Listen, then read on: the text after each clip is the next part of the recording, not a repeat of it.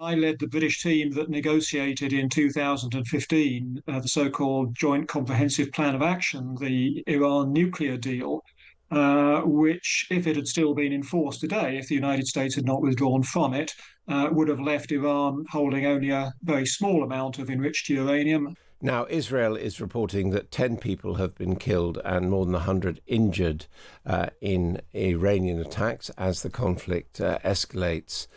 Let's talk about what Britain might do in this particular situation with Sir Simon Gass, who was the British ambassador to Tehran from 2009 to 2011 and recently chaired the Joint Intelligence Committee from 2019 to 2023. Hello. Yeah, good morning to you. Does Britain have a role in this at all, or is this just a conflict where effectively we're on the sidelines? Well, I think Britain has a role, not least because Britain has interests in the Middle East, which it needs to preserve and protect.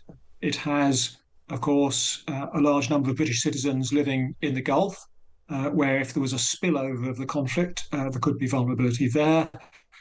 Britain has servicemen and women at various points in the region who they also need to protect. So we certainly have that interest. I think what we have less of at this precise moment is an ability to affect the trajectory of the conflict. Israel has set out its operational goals very clearly in terms of destruction of Iran's ballistic missile capability and degradation of its nuclear program in particular. And I don't think it's going to stop until it has achieved those aims. So therefore, whilst it's perfectly sensible for our government to urge that both sides step back from conflict, I wouldn't have expected either party to be listening particularly strongly to the United Kingdom or indeed to any other external party other than perhaps the United States. Isn't there an element of hypocrisy in urging restraint when, as far as I can tell, Britain, the United States and other allies would like to see Iran's nuclear potential eroded significantly? It's just worth recalling. I mean, I led the British team that negotiated in 2015 the so-called Joint Comprehensive Plan of Action, the Iran nuclear deal, which, if it had still been in force today, if the United States had not withdrawn from it, would have left Iran holding only a very small amount of enriched uranium at a very low level of enrichment, and therefore we would not be facing the predicament that we are today. The point that I'm making is that military means is not the only way of dealing with Iran's nuclear capability. There were negotiations going on between the United States and Iran, and I don't think, as a result of this conflict, that they're going to reach any successful conclusion. But your feeling was prior to this conflict that those talks with Special Envoy Witkoff from the Trump administration actually had some potential? Well, it's very difficult to say when you're not in the room. I think what I've learned over the years from dealing with Iran and from dealing with a number of other situations is that if you set out into a negotiation looking for a win-lose outcome, then it's clearly not going to work. If you can find a win-win outcome, which is what we did in 2015, then I think you have a real chance of delivering greater stability. And I think it's very sad that Israel campaigned relentlessly against that agreement and President Trump withdrew from it. As I say, if that were not the case, then Iran would not have the nuclear program that it does today. But the fact is, while those negotiations were going on and subsequently, Iran has increased its amount of weapons-grade nuclear material. So, you know, the counter-argument from the Trump administration, or indeed from the Israelis, is that, you know, you're all being hoodwinked, that in the end, this is a totalitarian regime that regards Israel as a cancer and wants to eliminate it, and has been moving towards getting the potential to do so.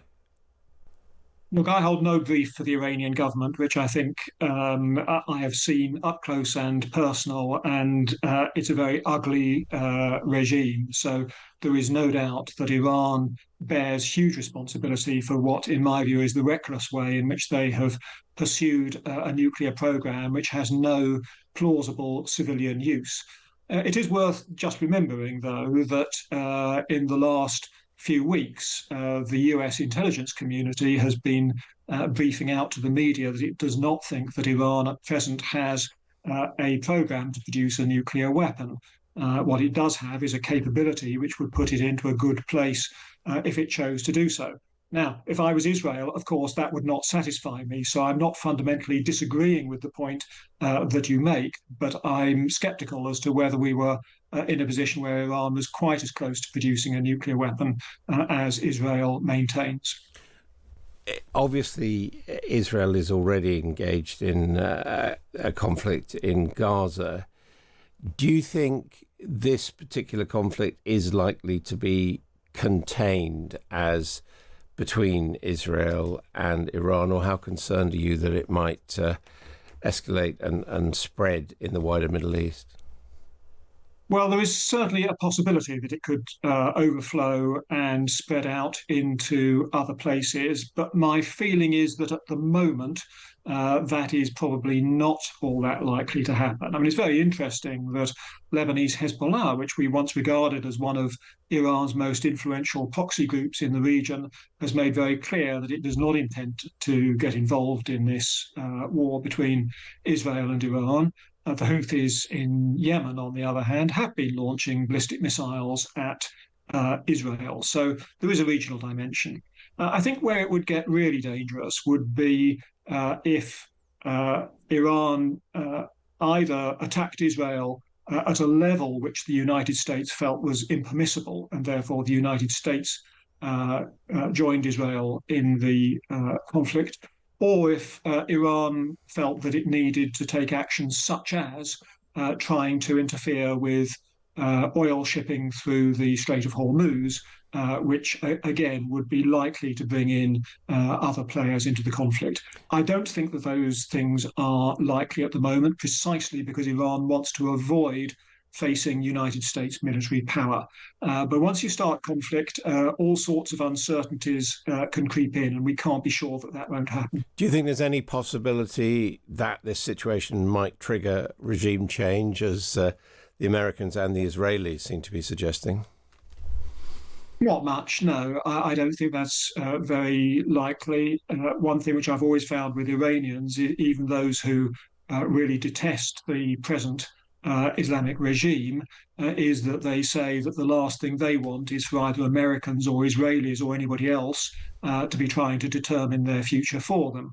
And therefore, I don't think that they are going to move in that direction. Of course, this is one of those situations where national pride starts to take a role, even if you don't like the government that's in power at the time.